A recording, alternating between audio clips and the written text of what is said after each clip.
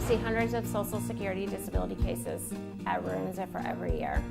And time again, we see the same mistakes. Mistake number one is people try to collect unemployment benefits while they're waiting for their Social Security benefits to be approved. When you file for unemployment, you indicate that you're capable of working. When you file for Social Security benefits, you indicate you're not capable of working, so you're contradicting yourself.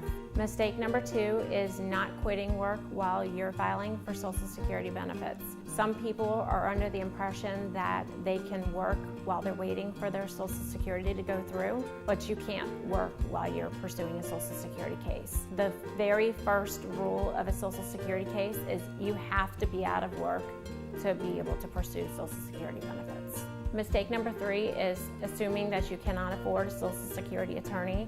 Social Security attorneys are contingent upon approval of benefits. That means that you don't pay anything out of pocket and you don't pay an attorney unless you are approved for Social Security benefits. Mistake number four is never checking the status of your SSI or SSDI case. There are times that Social Security will deny your file and you don't get a copy of your denial for whatever reason, and if that 60 days lapses and you don't file your appeal in time, you have to start the process over again. Mistake number five is missing the appeal deadline for your disability case.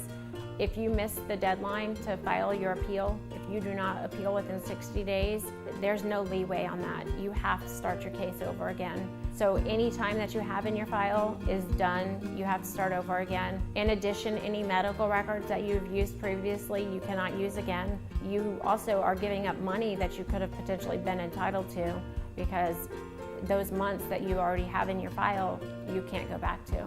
Mistake number six would be not preparing for your Social Security disability hearing.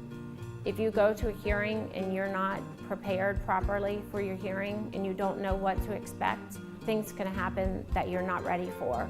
That's why you need an experienced attorney in the courtroom. Mistake number seven would be not taking the medication prescribed by your doctor. If the Social Security Administration feels that the medication could make your condition well enough to return to work and you're not taking your medication, they could deny you based off of that. Mistake number eight would be not disclosing mental health diagnosis to the Social Security Administration.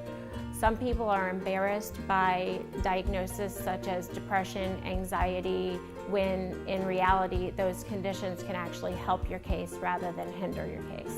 Mistake number nine would be not seeing a doctor on a consistent and regular basis for your medical problems.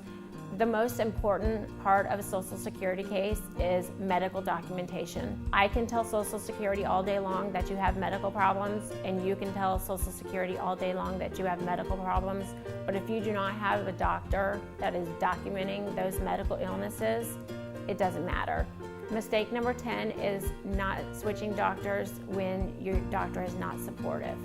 The most important part of a Social Security case is limitations. For example, limitations in sitting, standing, walking, lifting, carrying, or if your condition is mental health in nature, your doctor has to document those limitations for you. And if your doctor is not going to be assistive or supportive in documenting those limitations, and you realize that, it is in your best interest to get a new doctor. At Rue Ziffra, we see thousands of these cases, and we can help you avoid these mistakes. So give us a call for a free consultation.